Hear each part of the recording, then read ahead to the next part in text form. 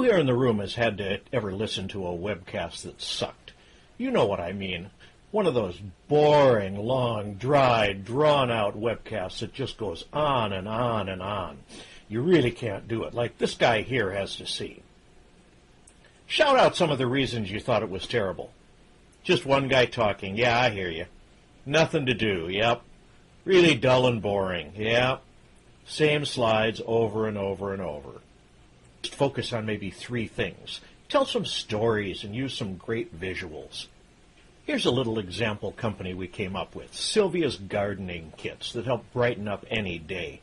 Sylvia wants to explain to nurseries that sell her kits what they are and how they work. So we're going to tell Sylvia how to do a great webcast. First rule of a great webcast, limit how much you're trying to communicate. We usually think about 3 main points. So pick out 3 things that you want to teach, like Sylvia did here.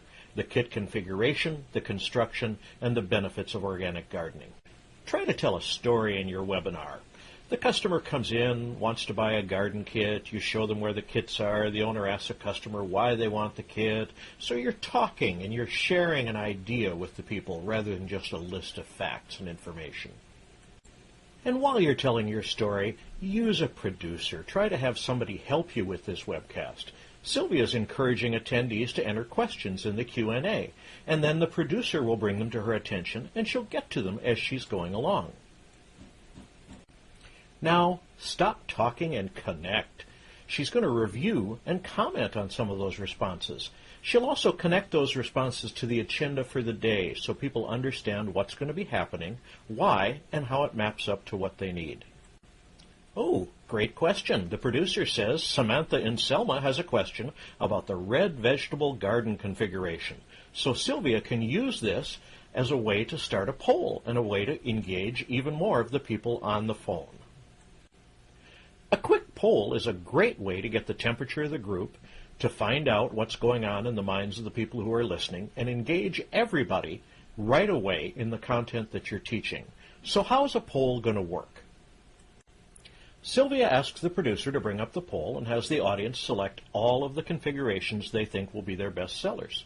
The producer then puts the results of the poll up for the audience to see. That starts the discussion. You can use the results of your poll to engage in a chat discussion. Sylvia could ask the people who voted for a red vegetable type to chat in why they think that will work.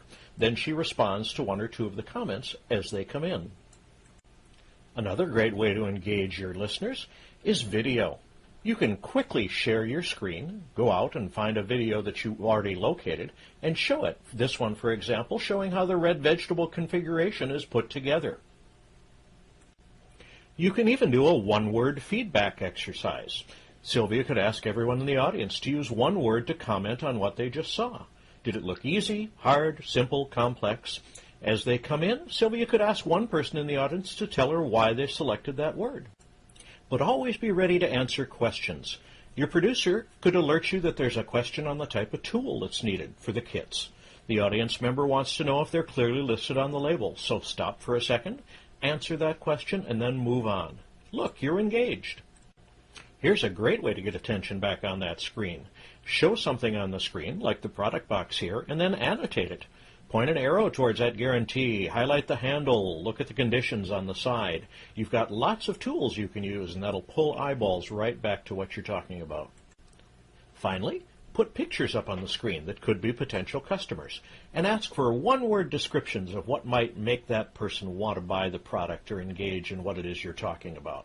This is a good, quick way to get feedback from all of your listeners. So why did this work for Sylvia? She focused on 3 topics, she told a story, she interacted, communicated, and shared, she had compelling visuals, and she had a producer to help her out.